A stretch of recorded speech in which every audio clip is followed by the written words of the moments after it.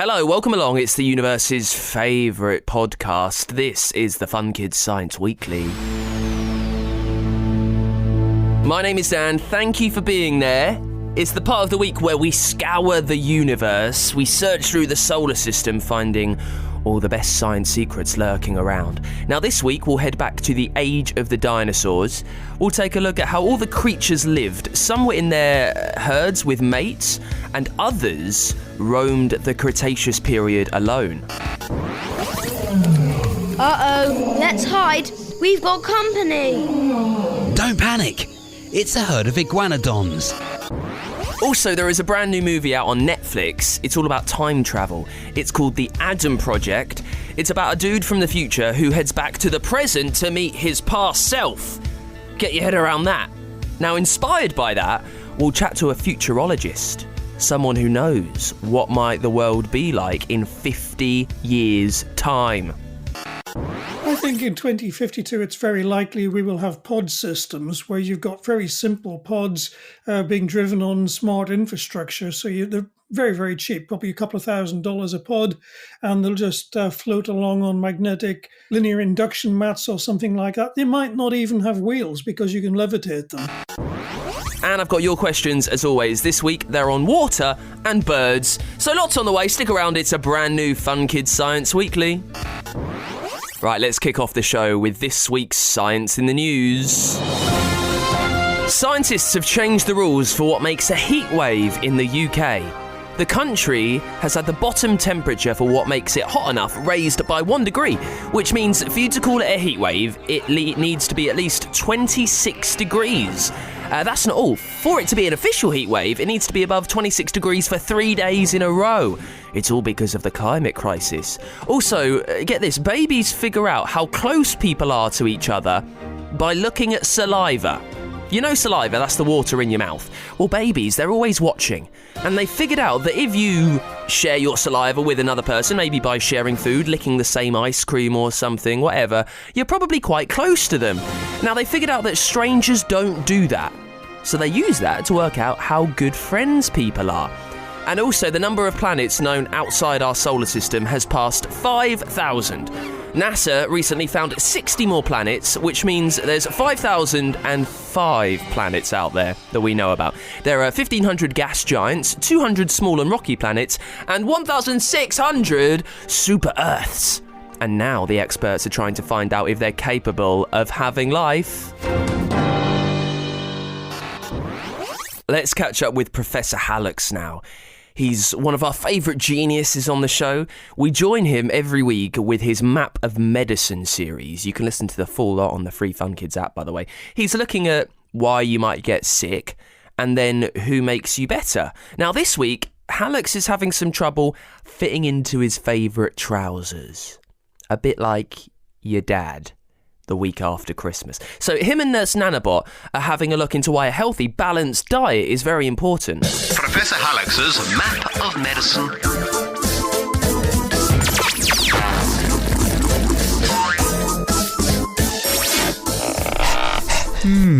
These trousers must have shrunk. Are you still trying to get into those trousers, Professor? I told you they're too small. You've put on weight. Nonsense, nurse. I just need to pull them in a bit. Maybe if I breathe in. Oh, that's torn it. They were my favourite ones too. Purple stripes. Professor, I can see your pants. I think you should go and find some other trousers.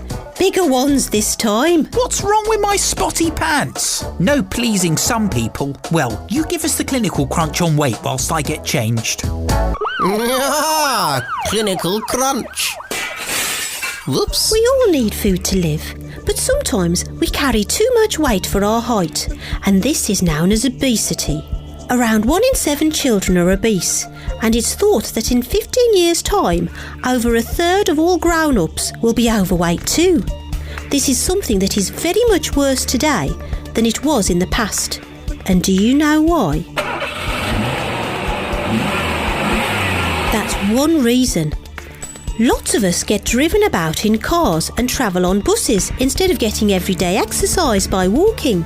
Our lives today are less active, and if you don't burn off the energy you get from the food you eat, it is stored as fat on your body.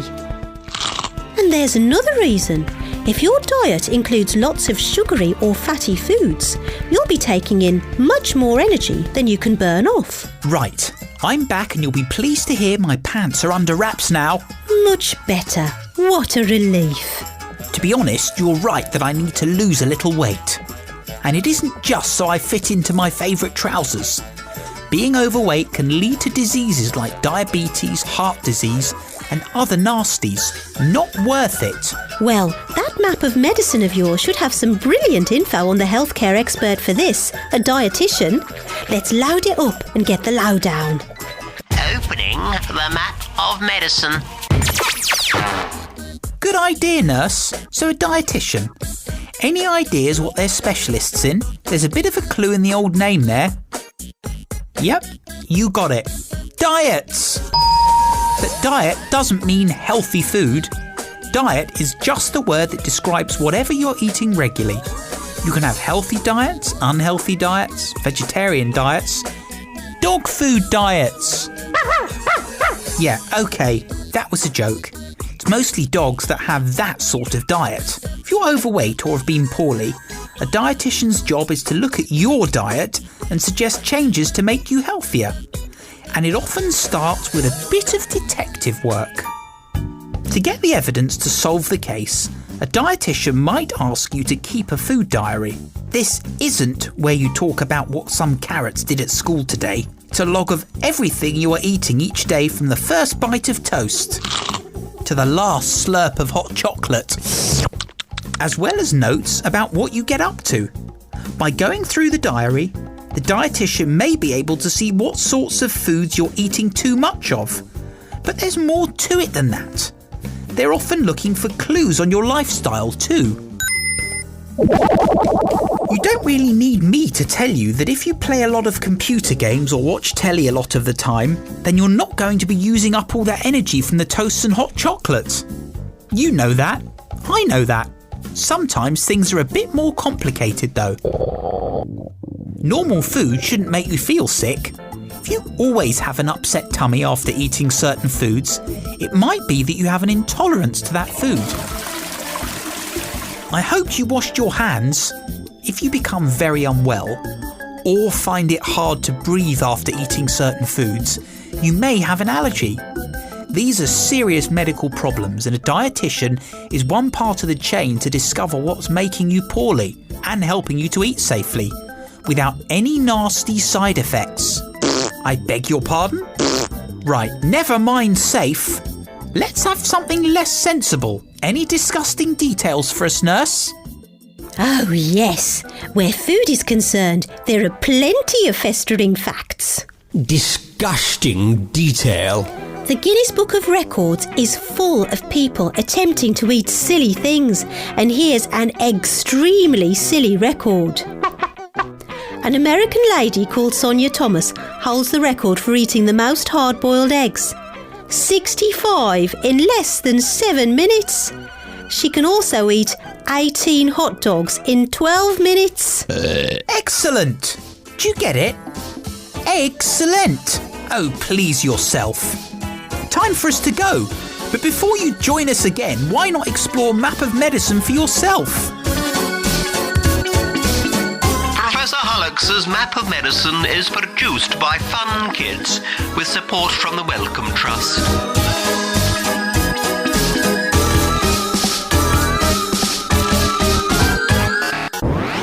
Let's get to your questions then. If there's anything that you want answered, anything at all about science, something rattling around your brain that you just need figuring out, let me know. Leave it as a review on Apple Podcasts. First this week is from Keo, who is 10, who wants to know, what is water made from? Now, water is very simple. It's H2O. Now, everything in the universe is made of atoms. We know about this. They're tiny things. They are the building blocks to everything around, to you, to something you touch, to the air. Everything is made of tiny little atoms. They stick together. Now, when more than one different type sticks together, they're called molecules. and groups of these molecules build up, and then they make everything that we know and see. Now, water is a molecule called H2O, which means there are 2 hydrogen atoms, H2, and they join to one oxygen atom, O. And that makes a water molecule. So that's what water's made from. And there are billions and billions and billions of these molecules in a single drop of H2O water. Thank you for the question, Keo. Also this week from Evie in Sussex, who wants to know, how can birds fly if gravity is pulling them down? Well, birds' wings have 2 big features which help out with this. They've got feathers and very strong muscles. Now, the feathers help trap air, and they push it downwards.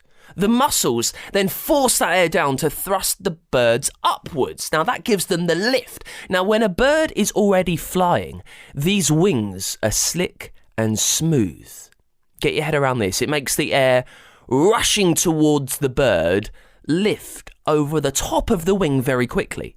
This means, keep up, this means there's more air beneath the wing than above, so it pushes it into the space. It keeps lifting it up, and that's why birds can fly when there is gravity around. It's quite complicated, but I think we've done all the important bits there, Evie. Thank you for the question. If there's something you want answered on the Science Weekly next week, you've got to get to Apple Podcasts, and you've got to leave it as a review for us there.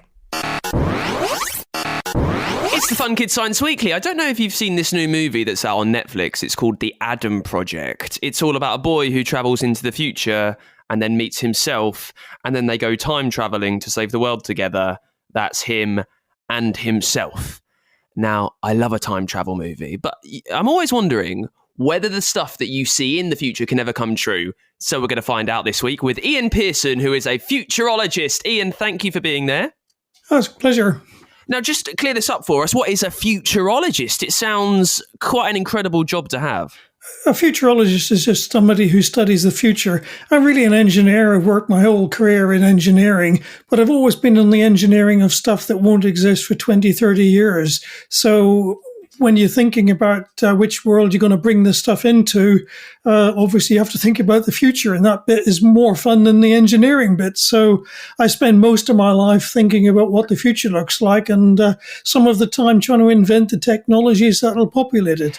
It's interesting you say it's studying the future. The word study, it kind of hints that you're reading books and you're learning what has happened. How can you possibly learn about what has not happened yet? Well, as I said, I'm an engineer, and I look at what you can do in basic engineering, not just today, but based on latest science and technology, very fundamental core stuff. What could you do with that if it was developed by another 10, 20, 30 years of R&D? Where might it go? What products and services might people do with that? How might companies and everyday life use these technologies? So you can invent products and services that won't exist for 20, 30 years, that you couldn't possibly build today, but which you would be able to build with the technologies we know will be coming off the R&D pipelines in that sort of time frame. So things like the lightsaber that we see on this film, it's not really a lightsaber like the Star Wars one,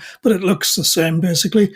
And the idea is that you could make something like that with a suspension of graphene flakes, for example. You could suspend those in a magnetic field, and then you could shine a laser beam up and bounce it off one of those, so that whichever thing you hit with the lightsaber, you could basically cut somebody's arm off or whatever with it. So we've got some idea how you might make a lightsaber already. You couldn't do it today, but you could probably do it in 20, 30 years' time. So it's a realistic weapon to have on a film that's got somebody coming back from 2052. What's interesting is that we know we could do it, but we don't have the technology today. I guess why don't we have that technology? You're talking about that lightsaber that's in the film, kind of the laser sword. If we know all the different parts that we need, why have we not got them yet? It just takes time to develop all of those bits. I mean, we have graphene flakes, but we don't have the artificial intelligence level to be able to manipulate thousands and thousands of these in real time around a magnetic field. We also don't have the technology to focus a magnetic field in that particular accuracy level Although it's starting to come on, we're starting to get very, very tightly focused magnetic fields through the fusion projects, for example. So we're starting to see development of these things, but it takes a lot of time developing them. Engineers have a lot of problems, and they can solve these problems over time, but you can't solve them all overnight. So making something like a lightsaber, we know in principle how you might go about doing it, but there are so many technology problems to solve in doing so. Even with the best willingness and the best funding, you couldn't possibly do it in less than a decade or two. Now, it's all brilliant chatting about a lightsaber. That's pretty amazing to grab our imagination. But what about things that actually we could use every day? For instance, what might a car look like in the future? Or if there even is cars in the future with how we're thinking about the environment. In 2052, what will we be driving, Ian? I think in 2052, it's very likely we will have pod systems where you've got very simple pods being driven on smart infrastructure. So they're very, very cheap, probably a couple of $1,000s a pod, and they'll just float along on magnetic linear induction mats or something like that. They might not even have wheels because you can levitate them. So you could just have very futuristic looking things. You could build a linear induction mat today. You can even levitate the cars. The first one was done in 1958, I believe. But the technology to do it today, we're already using that on the bullet trains in Japan and in China. But the technology to do the same thing with linear induction mats on the road surface and have pod systems, we could build that in the 2050 timeframe. That would be fairly routine technology in most urban areas. And that's a very low-cost way of doing public transport, which would be all electric and driven by a very smart infrastructure. So it doesn't even have to have big AIs in each individual car. Because it's driven by the infrastructure, it also doesn't have to have very large batteries. So it'd be very environmentally friendly, very lightweight pods, very cheap, very socially inclusive because it could pick you up at your front door and take you to exactly where you want to go. So things like that in the transport systems, we see these things all the time in futuristic sci-fi where people are picked up by pods that are automatically driven. That's entirely realistic. And again, we know more or less how you might do it today. We're just waiting for the individual bits of the technology to roll out through the production lines and the R&D. So we will get there. What are the other headlines then? 2052, what are we seeing? I think in 2052, artificial intelligence and robotics will, of course, be a lot more refined. 30 years is an eternity in technology terms. So today we're talking to our Alexas and Siris and so on. By 2052, these will be as smart as human beings. You'll be able to have perfectly normal, natural conversations with probably conscious computers, which are talking back to you with a full repertoire of emotions. So your best friends might be computers, basically AIs. And the robotics that we see on the film, just androids walking around doing things, that's entirely realistic. Again, we might have some of those wandering around our houses as servants and companions. So we would have a lot of those robotics. They might not look the same as the ones on the film. That's just artistic license, but you can make them look pretty much any way you want.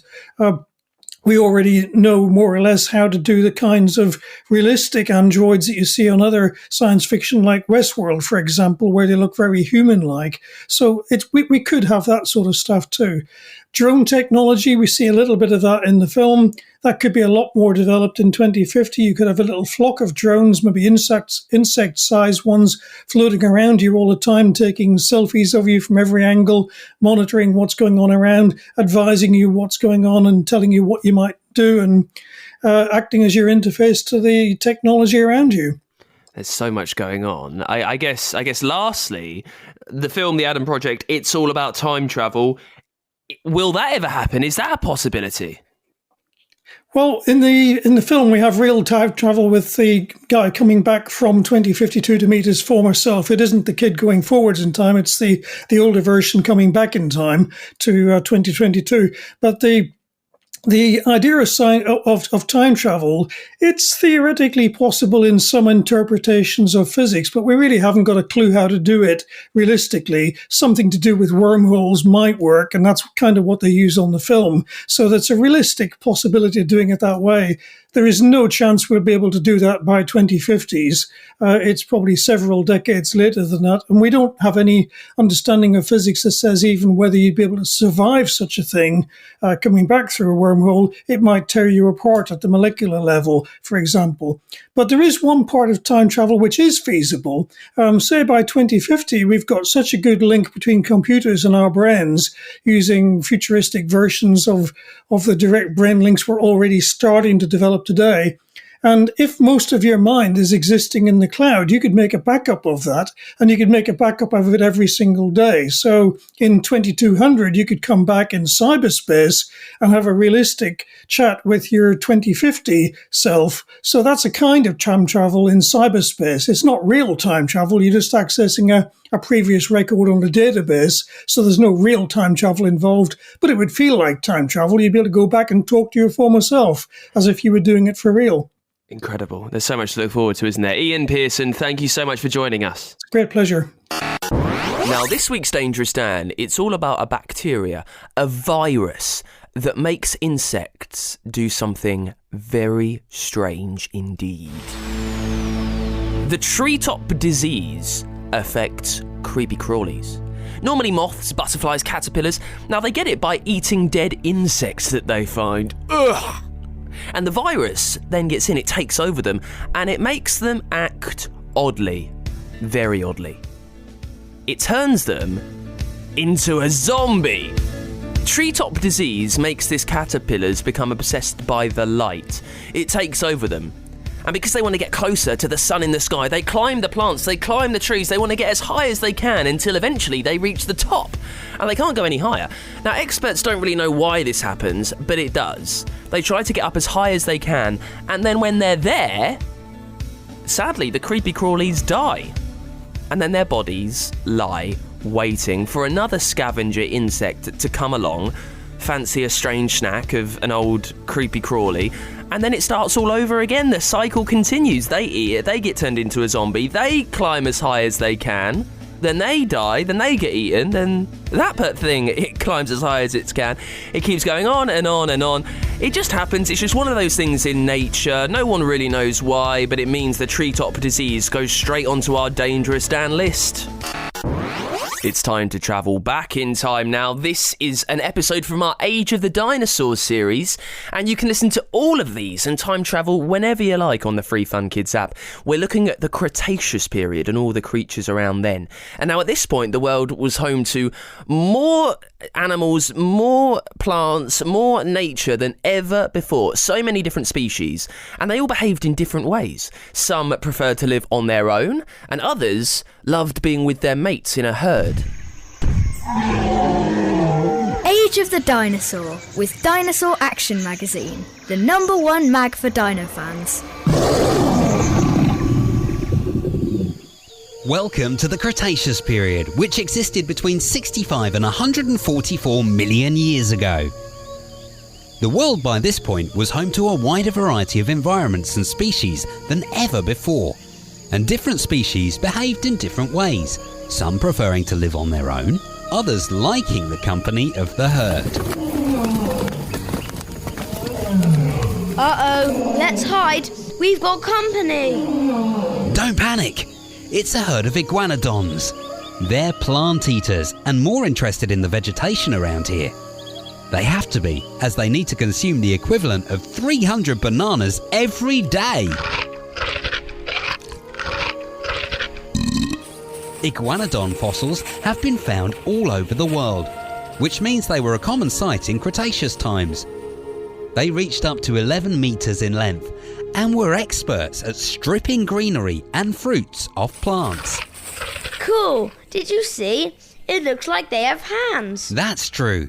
Iguanodons could stand on their rear legs and use their hands to grasp vegetation, a task made easier by their flexible fifth finger. They're on the move again. There they go! Bye. I like them.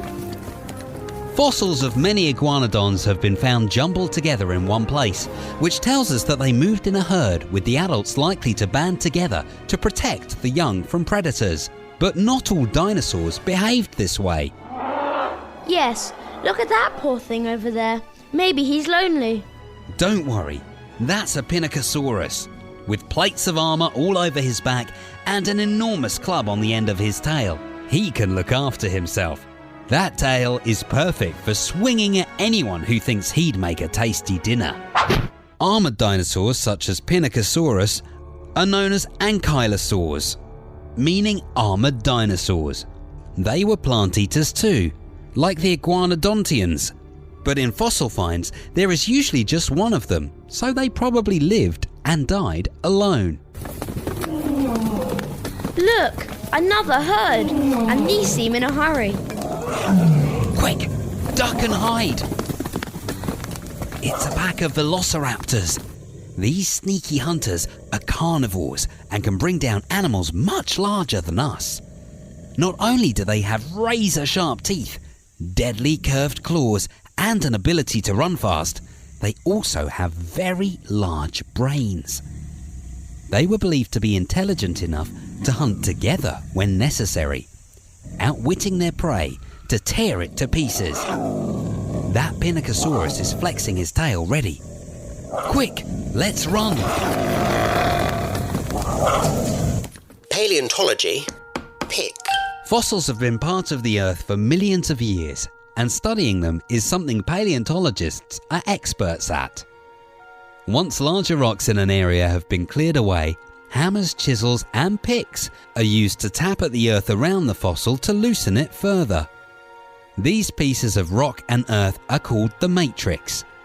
Then a series of brushes from stiff to soft are used for delicate work.